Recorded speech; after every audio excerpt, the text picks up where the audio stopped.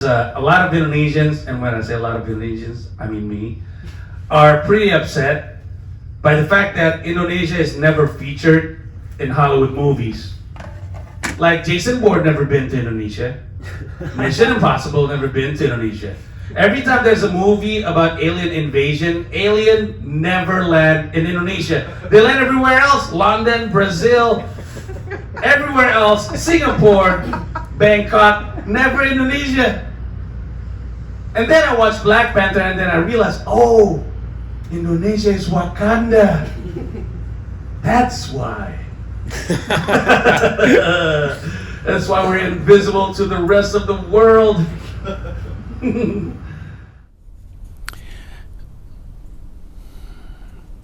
Ini lampu nih, kan gue duduk di luar nih, di belakangnya ada lampu yang nyalanya pakai sensor. Kalau dia ngeliat ada yang gerak, dia nyala tuh. Habis ntar kalau dia ngeliat gue nggak gerak, dia mati lagi. Tapi kalau misalnya gue gerak lagi, nah tuh nyala lagi. Dari tadi gue mikir, masa sepanjang gue bikin konten, gue harus gerak-gerak terus. Gue mau bikin video YouTube atau mau narik di gue yang jelas banget. Selamat datang di .id Weekly Vlog. Mati lagi.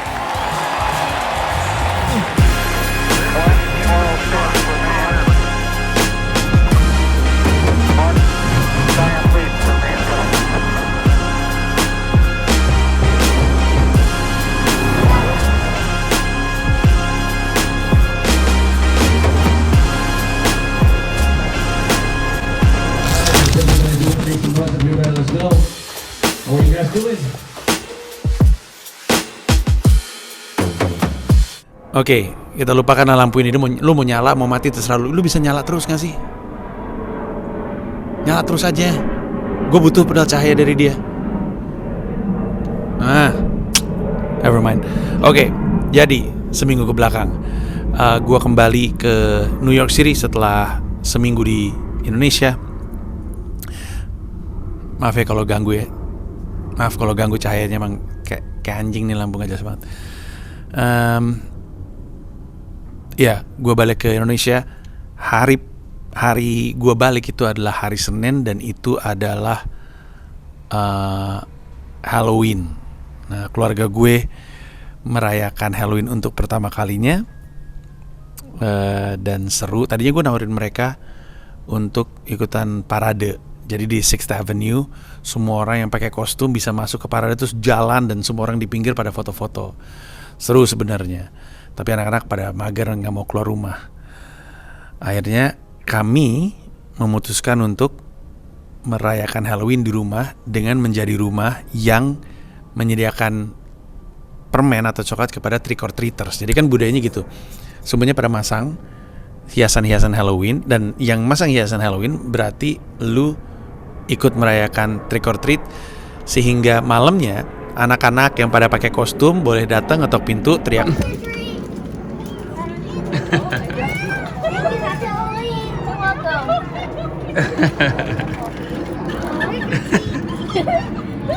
like your costume. I like what you look nice. Say hi. Happy Halloween. Say thank you. You're welcome. mau jajanin gue atau mau gue kerjain gitu, karena kan dia pakai kostum gitu. Akhirnya tentu jawabannya treat, jadi dikasih permen.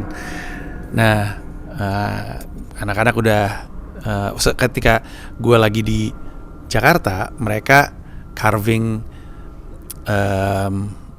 labu pumpkin sendiri gitu.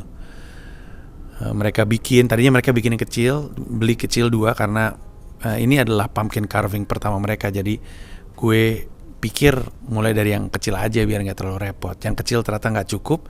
Akhirnya waktu gue di Jakarta mereka beli yang versi yang lebih gede gitu. Lu perhatiin nggak dari tadi gue gerakannya nggak gede-gede nih biar lampunya nggak nyala, nggak menyala mendadak. Nah terus udah gitu beli yang gede terus dihias sama mereka, dibolongin, dikeluarin isinya. Ternyata relatif kosong ya, gue juga baru tahu pumpkin relatif kosong isinya. Terus udah gitu dikeluarin isinya, di carving, terus diisi sama lampu. Sebelum gue tinggal mereka, kami sempat belanja semua hiasan-hiasan Halloween gitu. Ntar mereka yang masang sendiri pada akhirnya. Nah pas gue nyampe, Malamnya kami menyediakan diri. Ada tulisan ditaruh di pekarangan rumah kami. Welcome trick or treaters. Apa kayak gitu kurang lebih tulisannya. Jadi anak-anak ini pada datang, pada ngetok, pada ngebel, terus Dipo sama Syira keluar ngasih permen, dan Dipo sama Syira happy banget sama pengalamannya. Dan selalu gue berpikir, dan juga dikasih tahu sama teman gue yang namanya Robi, orang Indonesia yang ada di New York. Dia bilang sebenarnya pengalaman trick or treat di rumah atau Halloween di rumah, trick or treating, itu lebih otentik pengalaman jadi warga New York ketimbang ke Sixth Avenue karena lebih kayak turis. Ya benar juga, dan bersyukur juga itu akhirnya kami lakukan karena anak-anak senang banget, anak-anak senang sama experience-nya walaupun kebanyakan coklat. Pama permen banyak banget, nggak tahu mau diapain. Akhirnya dimakanin sendiri deh. Tapi itu pengalaman yang cukup menyenangkan. Nah sebenarnya gue tuh nyampe hari Senin jam, kalau gue nggak salah hari Senin jam 11 apa, jam setengah 12 gue nyampe rumah. Sorenya tapi gue keluar jam 3, gue keluar karena jam 4, harusnya jam 4 sampai setengah 5 gue ketemu sama salah seorang komedian yang berbasis di California. yang berbasis di California yang lagi di New York, namanya Sammy Obi. Di antara begitu banyak komika yang gue lihat, dia salah satu yang paling mengagumkan menurut gue. Gue follow di Instagram, keaktifan dia dalam posting konten itu gokil banget. Jadi gue rada ngefans sama nih orang. Udah dari lama sebenarnya gue pengen interview dia, tapi dianya ternyata nggak tinggal di New York. Goyang pala doang, goyang nyala lu. Terus tapi waktu itu dia bilang, gue lagi di New York nih, lo mau ngisi show gue atau enggak? Terus tapi ternyata pas gue lagi masih di Jakarta. Gue bilang, lu sampai kapan? Oh gue tanggal 1 balik ke California. Terus gue bilang, wah gue tanggal 31 nyampe New York, boleh gak kita ketemu sore di taman gitu di Madison Square Park? Oh ya boleh kata dia. Akhirnya gue nyamperin dia. Dia agak telat sedikit, makanya gue akhirnya agak mulur. Jam 5 interview mulai, setengah 6 interviewnya selesai. Gue jarang grogi. Di wawancara gue sama Sammy Obi kelihatan gue grogi. Jadi nanti lu lihat aja interview seperti apa. And also, were you in a talent show or like a stand-up competition or something? I was on America's Got Talent. Oh yeah. And I was in Last Comic Standing. Oh, both. Yeah. What was it like? Last Comic Standing is big in Indonesia. Is it really? Yeah. Oh wow, that's amazing. There's a lot of famous comics that were from. I think one of my favorites is Alonzo Bowden. Oh yeah. He like won or something, didn't he? Yeah. So what was it like? It was, so going back to America's Got Talent, that's where I learned a lot about TV competitions and what they're looking for and what plays best and how to really like make your set compact so you're not wasting. Di luar itu kegiatan gue adalah nggak ada. Gue cuma jadi host untuk live stream Thursday. Welcome to Live Stream Thursday. My name is Panji. I will be your host. Everybody doing good? Yeah. Gerak apa gue? Terus Rabunya gue open mic. Jadi Rabunya gue open mic di Producers Club Theaters di Mike Tap NYC. Mike Tap NYC itu sebenarnya organizer stand up komedinya yang mengerjakan banyak acara stand up comedy di Producers Club Theaters. Rabu gue open mic, Kamis gue nge-host, habis itu gue pulang, habis itu gak ada apa-apa lagi. Sabtu Minggu, Sabtu itu gue janji mau beliin sneakers untuk Dipo sama Syira. Tapi Syiranya gak enak badan, akhirnya gue sama Dipo yang keluar. Terus gue ngasih lihat sepatu-sepatu yang tersedia lewat foto, terus Syira pilihin, terus gue beliin. Jadi kami ke Fifth Avenue, ke Nike Fifth Avenue, ke Adidas Fifth Avenue. Dipo dapat sepatu di Nike, Syira dapat sepatu di Adidas. Dan habis itu langsung mereka pakai deh. Gitu. Itu adalah kegiatan selama seminggu ke belakang. Tapi sepanjang seminggu kemarin, gue tuh mikirin sesuatu sebenarnya. Mikirin sebuah krisis yang menyita pikiran gue. Krisis identitas.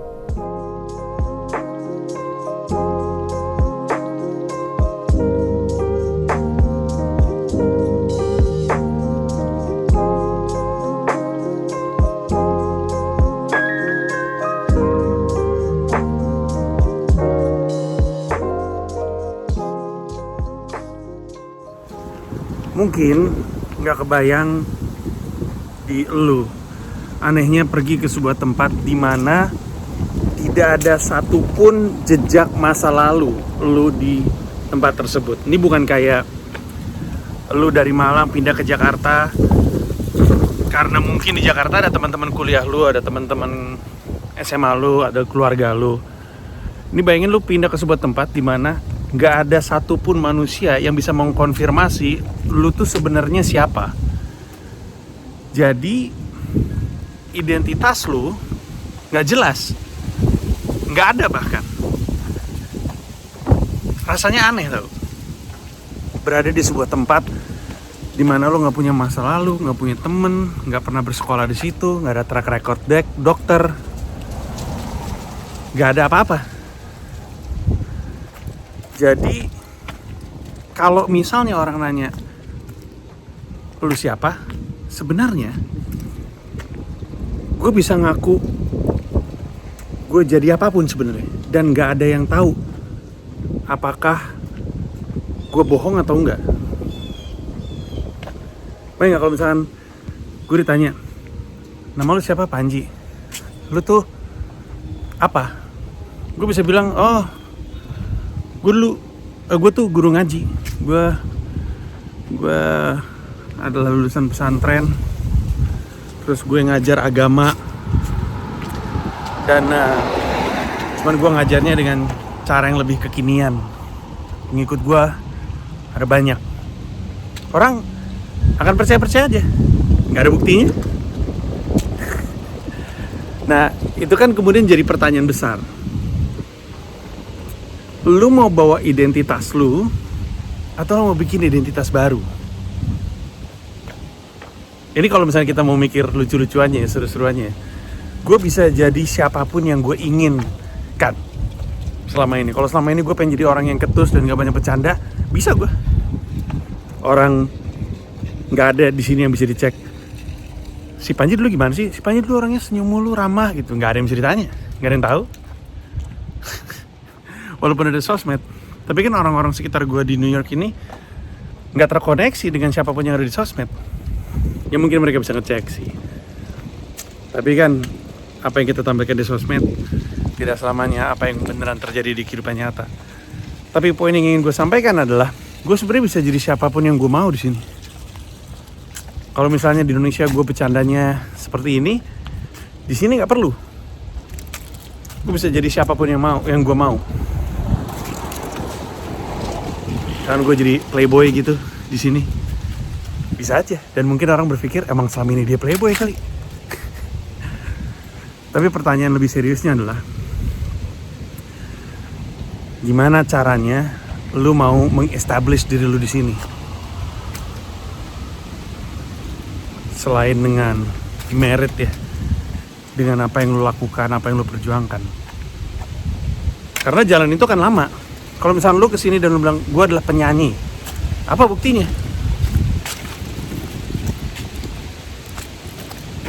Jangan penyanyi deh. Ya kalau penyanyi biasanya masih punya bukti ya, ada video dan segala macam yang bisa dikasih tunjuk. Tapi lu kebayang gak sih kebingungan gue? Gak kebayang ya? Lebih susah untuk dijalani daripada diceritakan. Keresahan orang yang krisis identitas gitu. Gue ini siapa gitu?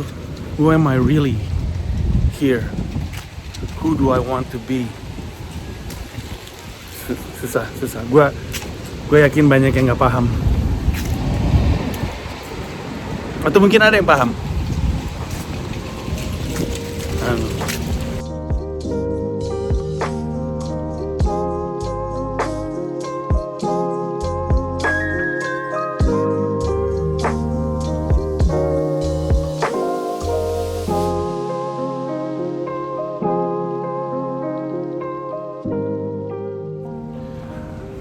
Menentukan identitas diri itu tidak sederhana karena berkaitan dengan banyak hal. Berkaitan dengan gue ini siapa, apa yang gue suka, apa yang gue gak suka, gue pengennya jadi apa. Banyak orang di Indonesia gak kemana-mana itu juga masih gak tahu dia mau jadi apa. yang nggak tahu yang dia suka apa, dia pikir dia tahu, ternyata enggak. Ada yang benar-benar nggak tahu sama sekali. Nah jadi seperti yang di 2 video tadi, menentukan lu siapa tuh susah sekali. Itu tuh pertanyaan yang sangat dalam loh kalau lu pikir-pikir. Gua ini siapa ya? Lu pernah nggak nanya itu sama diri lu sendiri? Lu tuh siapa sih sebenarnya? Lu tuh siapa? Gua ini siapa gitu. Dan mungkin lu punya jawaban, tapi apakah itu lu?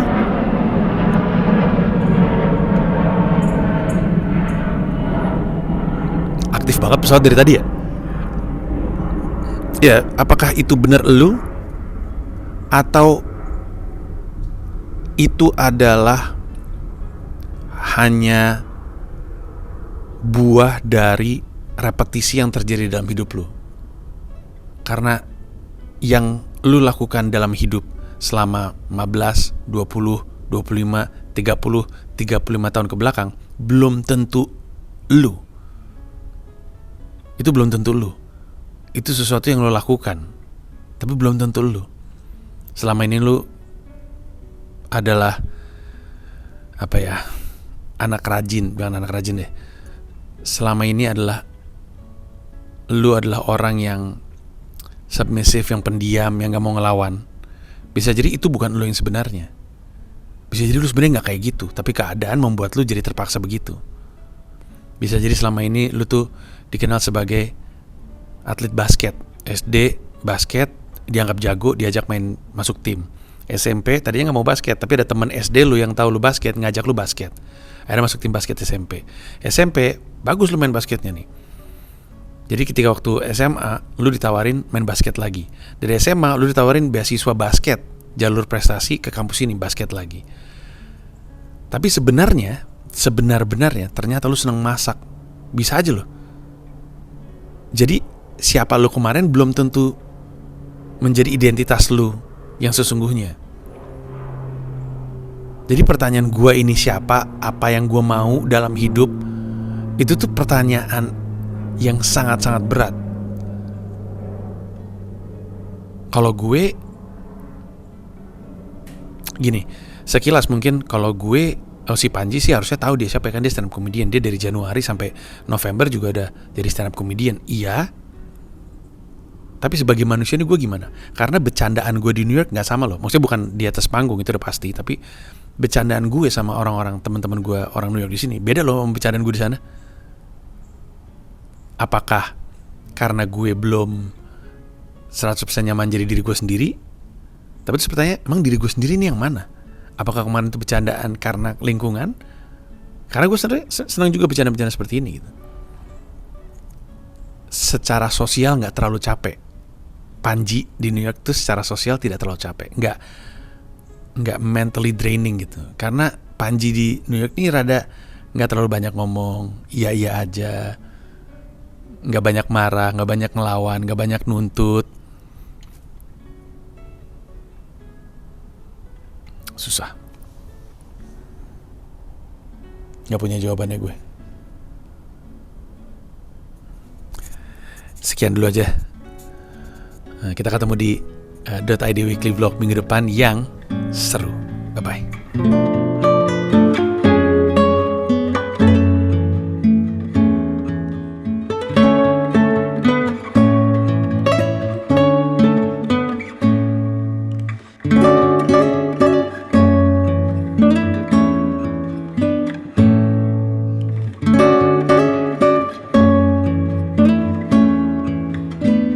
Bye, Dipo.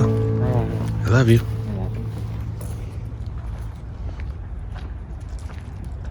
Terima kasih banyak udah nonton video ini sampai akhir. Mau mengingatkan saja bahwa seluruh video gua stand up di New York City bisa lu akses dengan menjadi member YouTube gua.